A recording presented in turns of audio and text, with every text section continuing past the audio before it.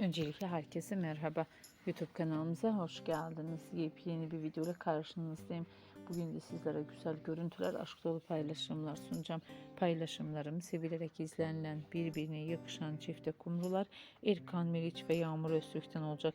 Yıllardır beraberliğe devam eden çifte kumrular aşklarını düğünle tamamladı. Birbirine yakışan ikilinin aşk dolu paylaşımlarını, romantik görüntülerini sizler için sunuyorum. Umarım beğenirsiniz. Benden bu kadar. Hoşça kalın. Sağlıcakla kalın arkadaşlar.